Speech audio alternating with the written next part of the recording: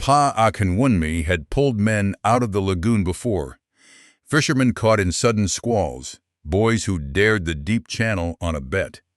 But he had never once seen a girl wade chest-deep into churning, storm-black water for a stranger she could not even be certain was still breathing. He did not know, standing frozen on the shore with his lantern shaking in his hand, that the man Yemisi was dragging toward the sand by the collar of a torn, salt-soaked tunic was the crown prince of Laiwa, nor that the kingdom itself had, 2 days earlier, quietly begun mourning him as dead. For 3 years Yemisi had hauled nets too heavy for her thin arms before sunrise, gone to sleep most nights on an empty stomach so her younger sister wouldn't have to, and worn the same single wrap cloth so many seasons that the dye had gone the color of the lagoon itself at dusk. None of that, Pa Akinwunmi would say later, explained why she hadn't hesitated for even one breath before going in after him. Tangled in the wreckage she pulled him through was a small carved seal ring that did not belong to the stranger at all, though no one on that beach yet understood what that single detail was about to unravel. The water went still. The shouting on the shore went still. Even Pa Akinwunmi's own racing heart, for one impossible second, went still. The way the lagoon goes still in the half-breath before a big catch finally surfaces. Who, the old man found himself wondering as the stranger coughed brine onto the sand, could a fisherman's daughter possibly have just saved? And whose ring, exactly, had the lagoon just decided to hand her along with him? If you've ever wondered whether one small, costly act of kindness could quietly change an entire kingdom, stay with me to the end of this one. And stay with me until the end of this one. Because by the time we're done, you'll understand exactly why the old fishing families of Laiwa still say the lagoon never gives a man back for free. It always asks something of the one who pulled him out, too. It would take 7 days. One stolen ring and a 15-year-old silence finally breaking before anyone in that village understood exactly what Yemisi had hauled out of the water that night. The kingdom of Laiwa sat where 3 rivers gave up fighting the sea and simply became lagoon, a slow green, brown sprawl of water threaded with fishing villages, canoe channels, and the kind of trade that made a coastal throne worth quietly killing for. Salt, smoked fish, and timber moved out through Laiwa's creeks every season. Cloth, beads, and copper moved back in. Whoever sat on its throne controlled half the water trade of the region, and everyone in the royal household understood that arithmetic a little too well. 15 years before the storm that nearly drowned a prince, the kingdom had a different crown prince entirely. Folarin, the eldest son, a gentle, well-loved young man whose hunting party rode out one dry season morning into the inland forest and never fully returned the same. Pa Akinwunmi, young then, had been the lowest-ranked boatman on that trip, there only to ferry supplies across a forest river too swollen to cross on foot, and he had been close enough to see the buffalo break from the tree line at a dead run, straight and unwavering, toward the one rider who had wandered slightly apart from the others to admire a flowering vine. Wounded animals did not run like that.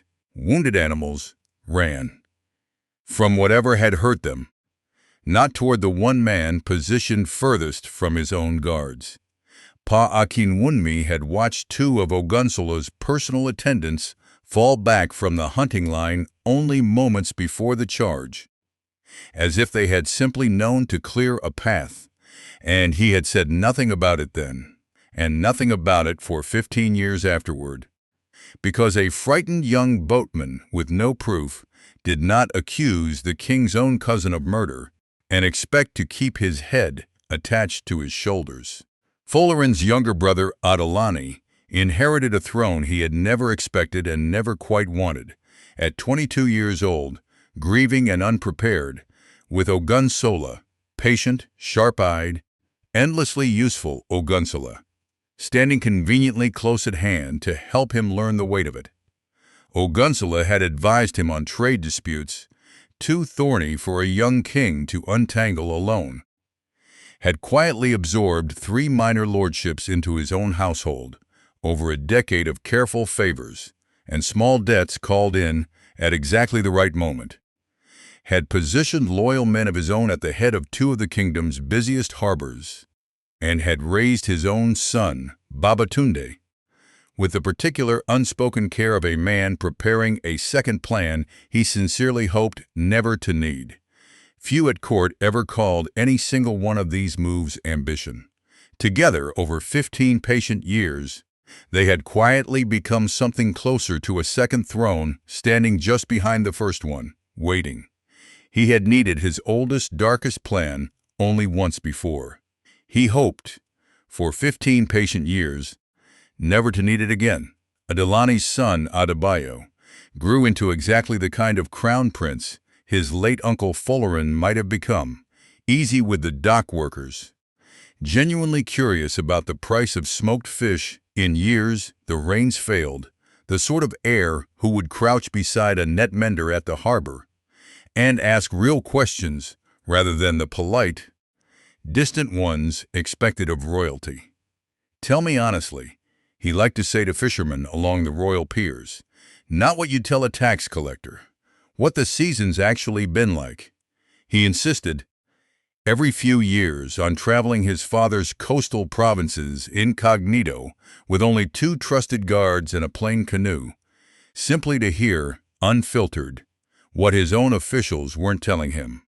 It was on one of those incognito journeys, working his way along the lagoon's outer channels toward a string of smaller fishing villages his father's tax records claimed were thriving, and his own instincts suspected otherwise, that his small vessel was caught in a storm violent enough to explain almost anything that happened to it afterward, which was, of course, exactly why Ogunsola had quietly arranged for that particular crossing, in that particular week, to be the one he finally used his old, careful plan for, a hired boatman named Lekan, deep in debt to a moneylender who answered, several layers removed, to Ogunsola's own household, had been approached 2 weeks earlier by a man he'd never met before and would never see again, offering more silver than he'd earned in 5 normal seasons for a single night's quiet work on a canoe he'd been told belonged to a merchant who'd cheated good people and deserved a difficult crossing. Lekan had told himself, working alone in the dark with a small saw, that he was punishing a thief, not endangering a prince, a lie convenient enough to let him sleep until it wasn't. He had sawed most of the way through one critical hull plank, far enough that ordinary stress in rough water would finish the job, close enough to storm season that no one would ever think to look past the weather for an explanation. He had not, in his planning, accounted for the prince's 2 guards drowning outright in the wreck, while the prince himself, thrown clear and barely conscious, drifted into water close enough to shore that a fisherman's daughter happened to be checking her family's nets when the wreckage washed past her. Adebayo himself would remember almost nothing of the wreck clearly afterward, the plank giving way with a crack he'd mistaken, for one absurd half-second, for thunder, the canoe folding sideways into a wave far too quickly to brace for, one guard's hand briefly closing on his wrist before the current tore them apart. What he would remember, oddly clearer than any of it, was the strange, drifting calm that settled over him just before the water finally won. And then, much later, a girl's voice somewhere above him, furious at the current itself, refusing to let go.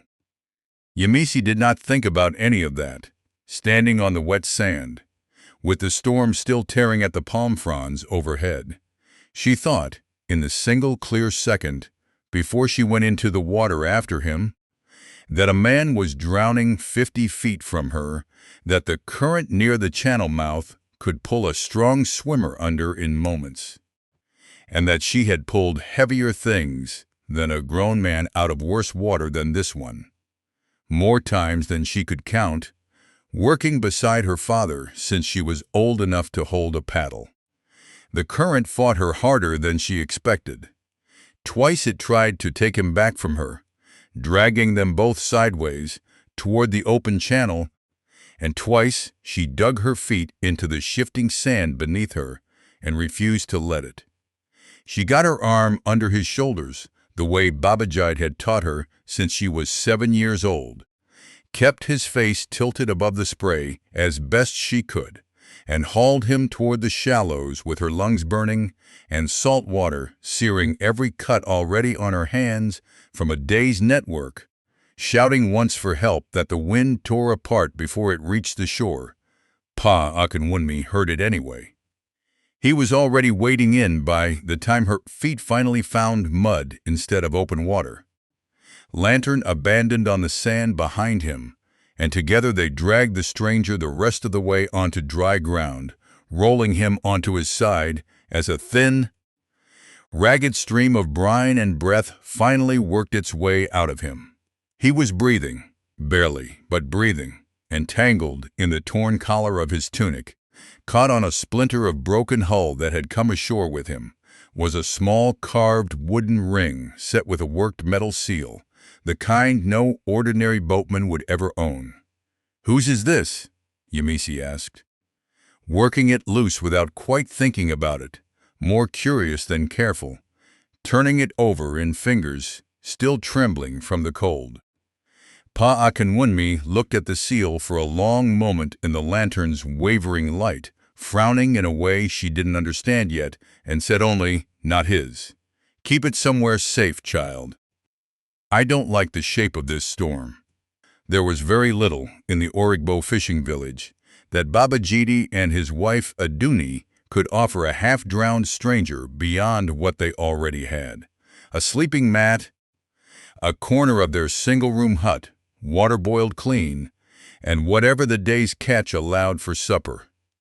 They gave all of it without a second thought, the way most families along that lagoon would have, and did not ask many questions about a man who, when he finally woke 2 days later, gave his name only as Bayo, and asked, with a careful evasiveness Babajide noticed and chose not to push, that they not mention to anyone passing through that they were sheltering him. "You needn't be cautious of us," Babajide told him on that second evening, ladling out the small portion of stew their nets had earned that day. "We've sheltered stranger things than a quiet man with secrets. The lagoon brings us all kinds and asks us to feed most of them." It was Yemisi's youngest sister, Bisi, only 9 years old and entirely unburdened by tact, who first asked the question everyone else had been too polite to voice. "Are you running from someone bad?" she asked Bayo directly, over the evening meal on his third night there, leaning so far across the mat to study his face that her mother had to pull her back by the shoulder.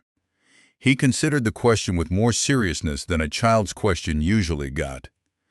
"I think," he said carefully, "that I might be. I'm still working out exactly who. Was it pirates?" Bisi pressed, delighted by the possibility. "I genuinely couldn't say yet," he admitted, and something in his face when he said it made Yemisi suspect he meant it more literally than Bisi understood. The week he spent recovering in that single-room hut became, without anyone quite deciding it should, the week that mattered most in this entire story, not because anything dramatic happened during it, but because almost nothing did, and that turned out to be exactly the point. On the second evening, when the family's portions ran thinner than usual because an unexpected guest now ate among them, Yemisi quietly moved half of her own share into Bayo's bowl without comment, the same casual, automatic generosity she'd have shown any guest under their roof, and did not think it worth mentioning that she went to sleep that night hungrier than she'd have liked. He noticed anyway, watching her eat noticeably less than everyone else at the mat. He did not say anything about it for 2 more days, and when he finally did, sitting outside while she mended a torn net by lamplight, it was simply to ask her, quietly, whether she always did that, gave away what she didn't have enough of to begin with.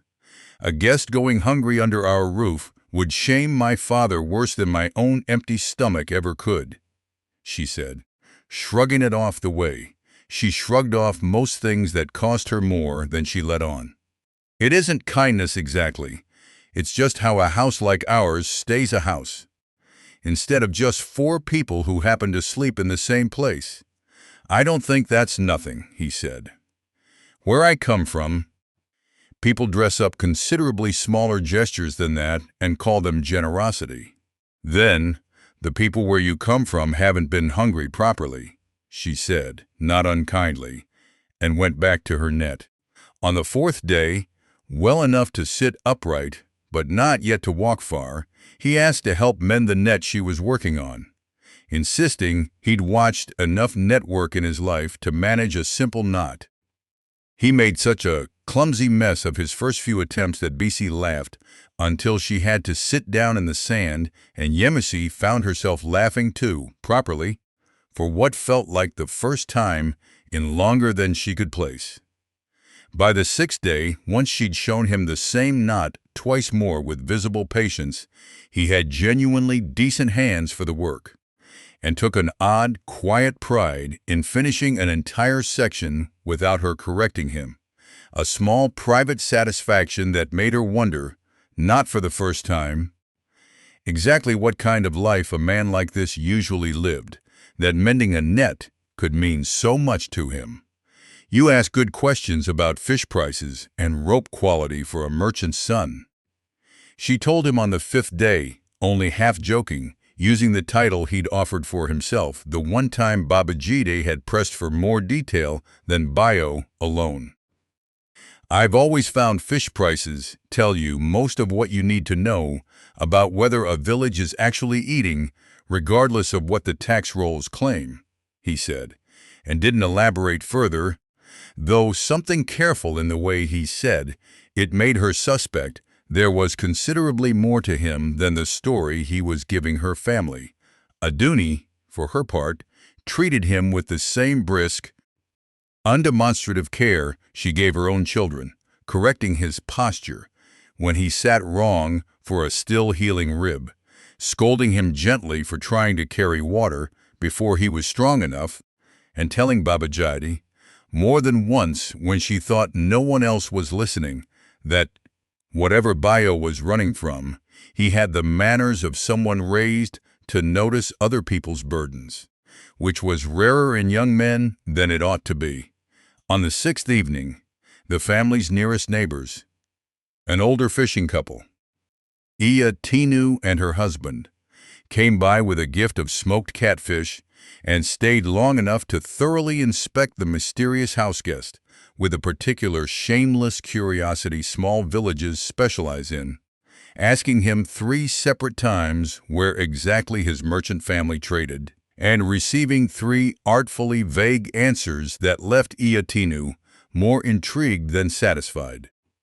"That one's hiding something interesting," she told Aduni at the door, loud enough for the whole hut to hear.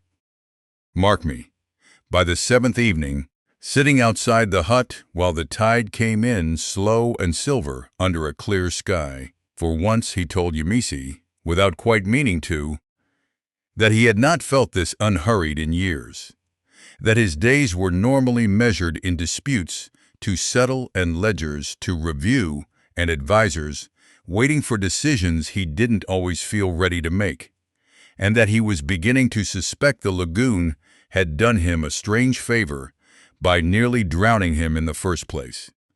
Yemisi, who had spent the entire week telling herself this was simply hospitality and nothing more, found, watching him in the lamplight with a half-mended net still in his lap, that she did not entirely disagree. It was the Royal Search canoes, finally tracing the wreck's debris field back along the current, that ended the week of careful not asking.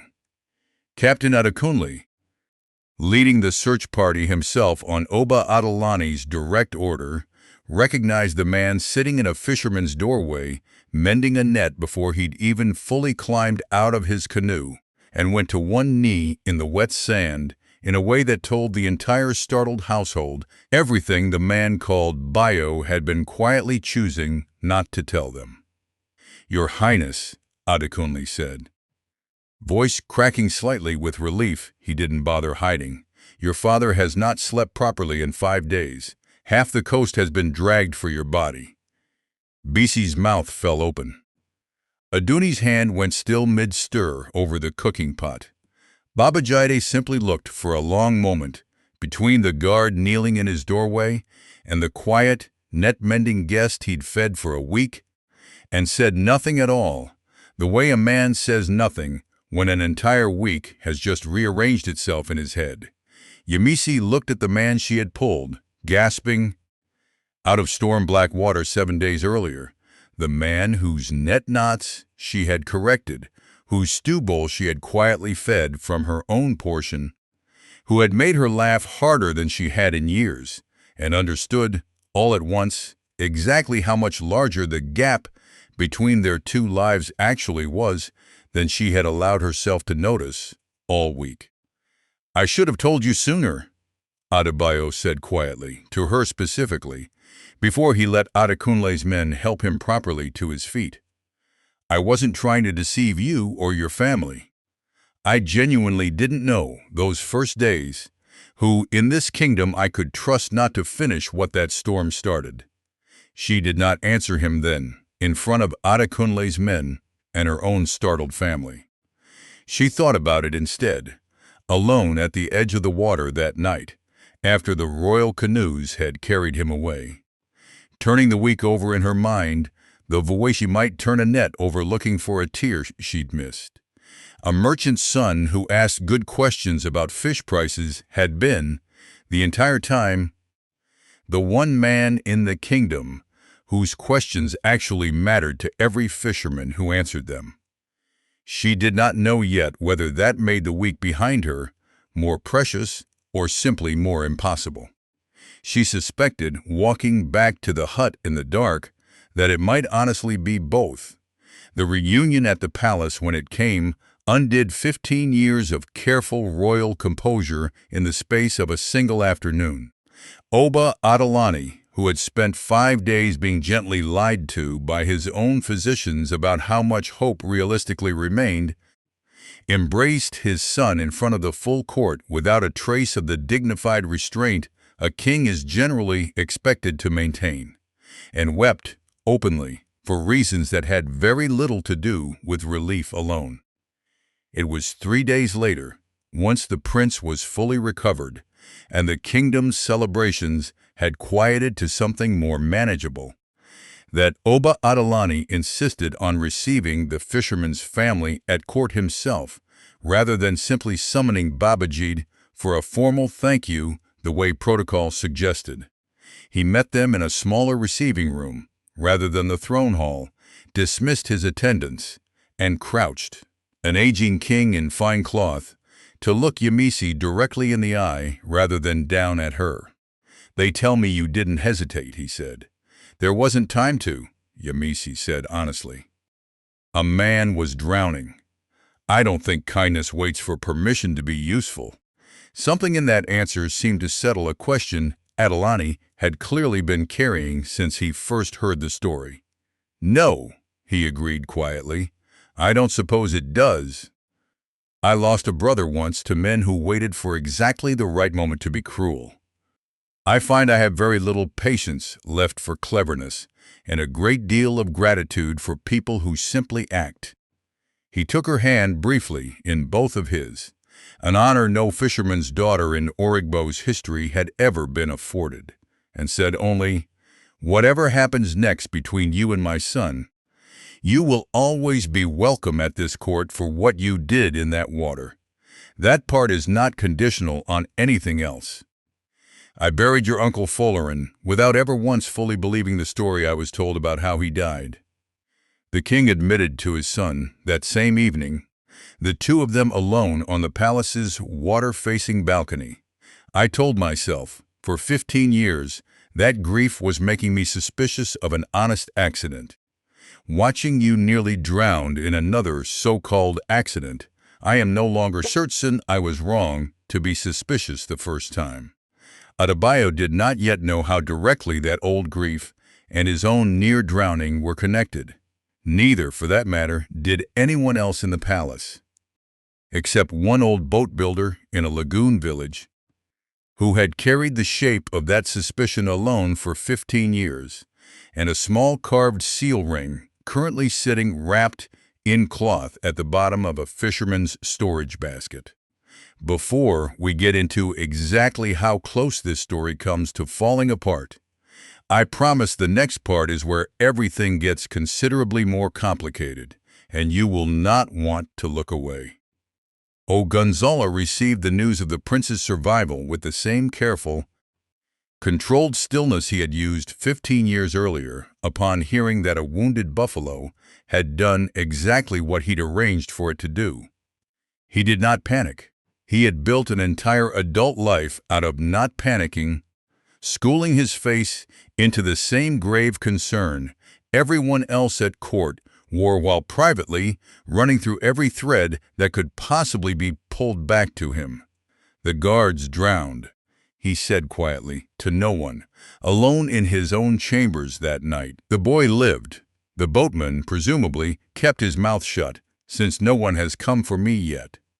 He turned the thought over once more, the way he turned over every problem, and arrived, within the same evening, at the single detail that genuinely worried him: a missing seal ring.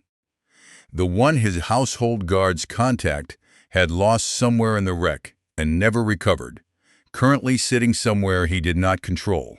His son Babatunde, who had spent the 5 days of the prince's presumed death being quietly, uncomfortably groomed by court elders for a future he had never asked for, received the news with considerably less composure than his father, a confusing, almost embarrassing wave of relief that surprised him more than it should have, given how carefully Ogunsola had spent years teaching him to think of his cousin's position as something that might eventually, properly, become his own. He said nothing of this relief to his father. He suspected, without being able to fully explain why, that it would not be welcome news. Adebayo returned to Origbo twice in the 2 weeks that followed, both times with a small enough guard that the village barely noticed beyond the usual gossip. And both visits did considerably more to deepen whatever had started during that recovery week than either of them entirely intended. On the first visit, he brought, of all things, a properly mended fishing net as a gift, made with his own clumsy turned competent hands, during 3 evenings back at the palace, when he was supposed to be reviewing trade ledgers, and endured Bisi's delighted, merciless teasing about a prince doing servant's work with genuine good humor. He stayed for the evening meal, sitting on the same mat as before, and Aduni noticed, without comment, that he ate exactly his portion this time, and no more, the way a guest who has learned a household's rhythms eats. On the second visit, walking the tide line with Yemisi, while Adekunle's guards kept a respectful, distant watch up near the dunes, he told her plainly that he intended to keep returning, regardless of how complicated the rest of his life currently was, and asked her, with none of the formal language she might have expected from a prince, whether that would be entirely unwelcome to her. "You ask that like I have any idea how to refuse a prince anything," she said, only half teasing, watching the tide pull back over her bare feet. "I'm not asking the fisherman's daughter," he said.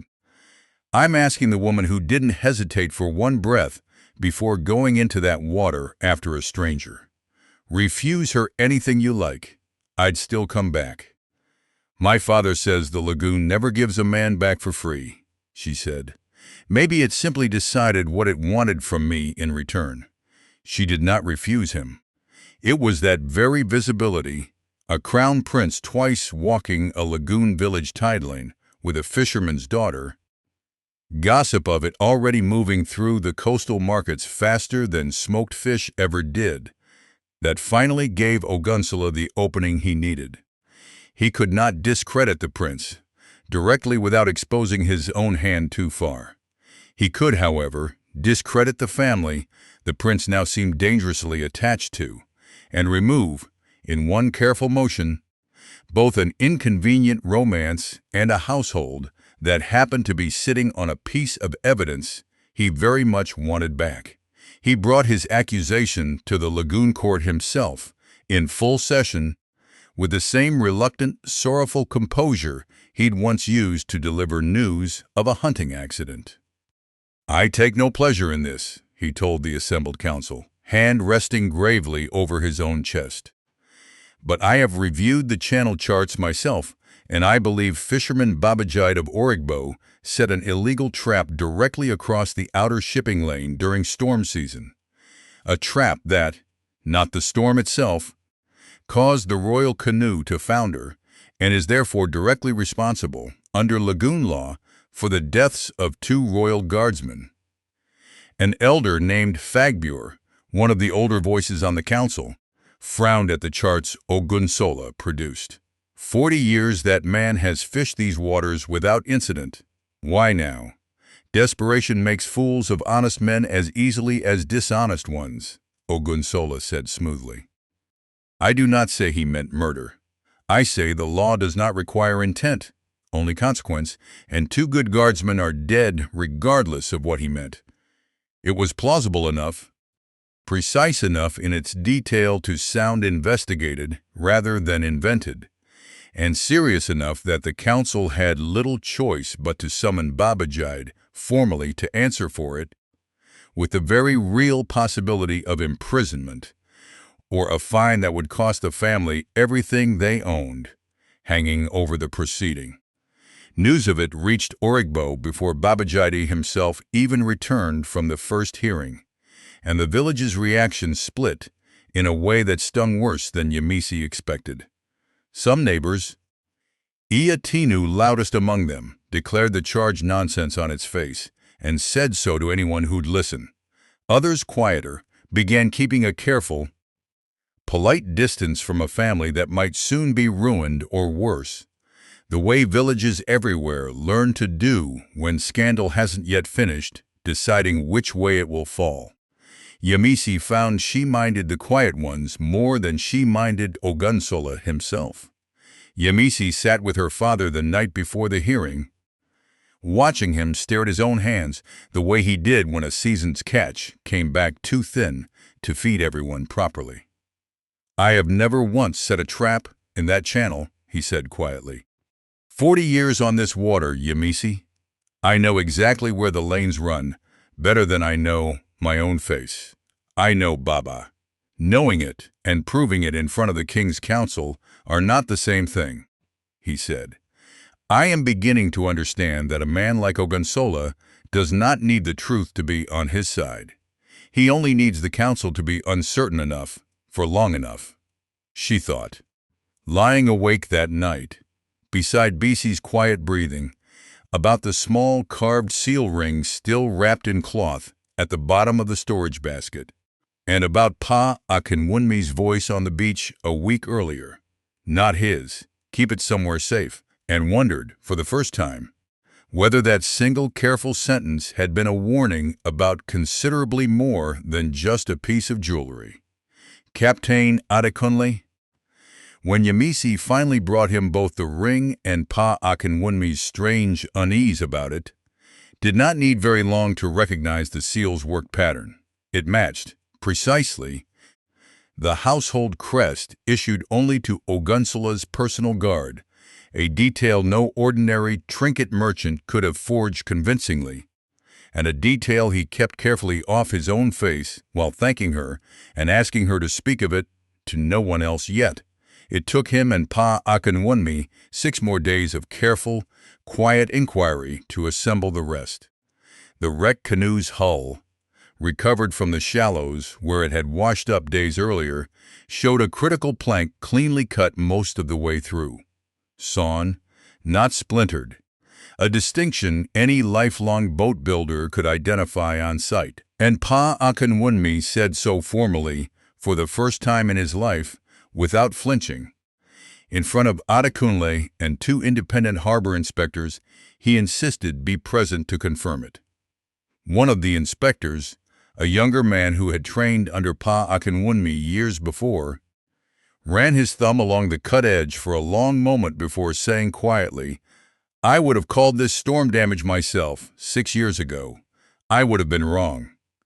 It was Lakan, the hired boatman, tracked down through Ogunzola's own household payment records by a clerk Adekunle, quietly pressured into cooperating, who finally broke the case open completely. Riddled with guilt since learning an innocent fisherman now faced ruin for a crime Lakan himself had actually committed. He confessed everything when Adekunle finally found him mending nets 2 villages south, the silver, the saw, the explicit instructions to make it look like storm damage, and agreed, shaking, to testify before the council. And it was Pa Akinwunmi, standing before Captain Adekunle in his own modest canoe yard, with the seal ring laid between them on a workbench, who finally said the second thing he had carried in silence for 15 years, that he had been on the hunting party the day Prince Folarin died, that the buffalo had not behaved like any wounded animal he'd seen before or since, and that 2 of Ogunsola's attendants had stepped clear of the charge's path moments before it happened, in a way he had never once been able to explain as coincidence. "Why tell it now?" Adekunle asked him, after 15 years of silence. "Because 15 years ago I told myself I had no proof, and that a frightened boatman's word would not stand against the king's own cousin," the old man said. "I have now watched the same man try to drown a second prince for considerably less reason than the first. I find I no longer require proof to know what I have always known. I only required the courage to say it out loud, and a granddaughter in spirit brave enough to go into the water first and show me what courage looked like again." The lagoon court convened at low tide, exactly as custom demanded for any dispute touching the water, with the entire village of Origbo and half the royal court crowded along the wet sand to watch the king's own brother answer for what the evidence now plainly showed. Lekan's confession came first, naming Ogunsola directly and laying out the sabotage in exhausted, guilty detail, his voice barely above a whisper as he described the saw, the silver, and the lie he'd told himself about punishing a thief. Then Pa Akinwunmi's testimony about the cleanly sawn hull plank, corroborated formally by the 2 harbor inspectors, and, after it, his long-buried account of the hunting accident 15 years earlier, a detail that visibly staggered Oba Adelani in a way the council had never once seen their king in staggered before, his hand gripping the arm of his seat hard enough that the wood creaked. Finally came the seal ring itself, matched formally against Ogunsola's household crest by 2 independent goldsmiths summoned for exactly that purpose, closing the last gap in the case beyond any reasonable doubt. Elder Fagbure, who had questioned the original accusation from the very first session, set the ring down on the council table when the goldsmiths finished and said simply, to the crowd as much as to Ogunsola, "I asked once why now, after 40 honest years on this water. I think we have all just learned the better question was why him, after 15 patient years on this throne." A low, unsettled murmur moved through the watching crowd along the sand, the particular sound a village makes when it realizes how close it came to punishing the wrong man entirely. Ogunsola, to the very end, did not raise his voice. "I did what I did," he said finally, with the same controlled composure he'd carried his entire adult life. Because I spent 15 years actually running this kingdom while your father merely wore its crown, and I decided, eventually, that the wearing and the running ought to belong to the same hands. I do not expect mercy, and I would not trust it if it were offered to me." He received none. Stripped of every title, holding and household, he was exiled to a remote interior province under permanent guard, forbidden ever to return to the coast, his name struck from every royal record that had once praised his 15 years of careful, patient service. Babatunde's fate divided the watching crowd the way these things always seem to. He had known nothing of his father's crimes. Not the buffalo, not the saw, not the silver paid to a desperate boatman. And the unraveling of it cost him, in a single tide-bound afternoon, both a future he had never fully wanted and a father he would likely never see again. Adebayo found him afterwards standing apart from the dispersing crowd at the edge of the wet sand and said, simply, "I don't blame you for any of it. I'd like that to be clear, cousin. Whatever else happens next." "I spent 5 days hoping you were dead," Babatunde admitted, miserable, staring out at the retreating tide rather than at his cousin's face. "I am not proud of that. I don't know what to do with the shame of it now that you aren't." "Then do something useful with it," Adebayo said. "Stay. Serve the court honestly, if you want to, with no title attached to it that you didn't earn yourself. I'd rather have an honest cousin beside me than an empty title." Babatunde stayed, and in time became one of the more dogged reformers of the very shipping lane laws his father had once weaponized for a lie. Babajid's name was cleared formally before the same tide finished going out, and Oba Adelani, in the same breath, granted the family both an official pardon and a standing none of them had asked for or expected, recognition as keepers of the royal canoe yard at Origbo, with Pa Akinwunmi named, at his own insistence, as its honorary head craftsman for as long as he cared to hold a tool in his hands.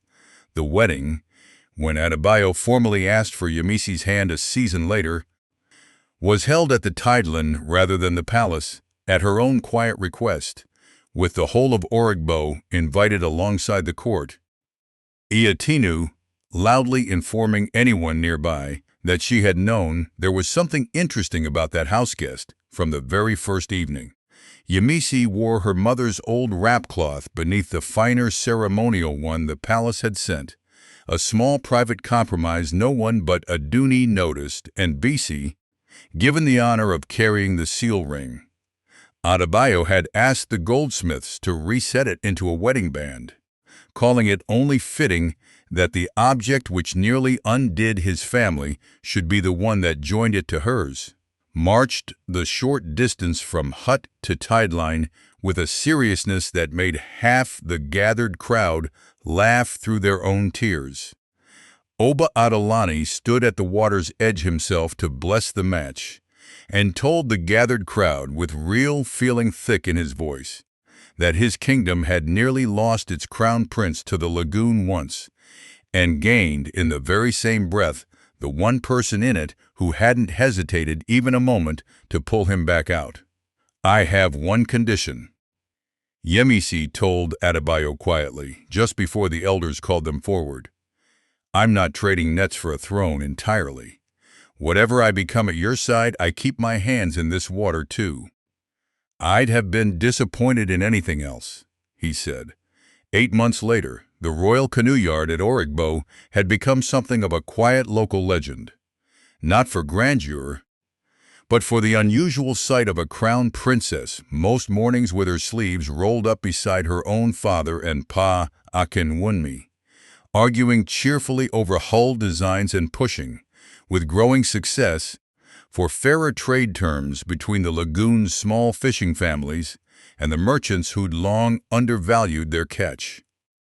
Oba Adelani himself came down to the canoe yard twice that season, unannounced, sitting on an overturned hull beside Pa Akinwunmi for hours, discussing nothing in particular. the way a man does when he has finally let go of a 15-year grief and discovered there is simply more room left in him for ordinary things. Bisi, 12 now and entirely unrepentant, had taken to introducing herself at court functions as sister to the princess, and the first to ever ask Bayo a useful question. Babatunde visited twice that season to study the new shipping lane reforms firsthand, and stayed each time longer than anyone expected, slowly becoming a man his father would not have recognized. Lacan, his sentence reduced for the confession that broke the case, worked off the remainder of it, building boats under Pa Akinwunmi's watchful, surprisingly patient supervision, and had begun, quietly, teaching the trade to his own younger brother. And somewhere in a remote interior province, a man who had once run a kingdom from its shadows learned, slowly and without an audience, exactly how little that mattered now. There's an old saying among the canoe builders of Oricbo, and Pa Akinwunmi never tired of repeating it to every apprentice who joined his yard afterward. A net cannot choose what the tide brings it, but it can choose to hold tightly once the catch is in its hands. Kindness, the old man liked to say, works exactly the same way. You rarely get to choose what drifts into your reach. You only get to choose whether you let it go.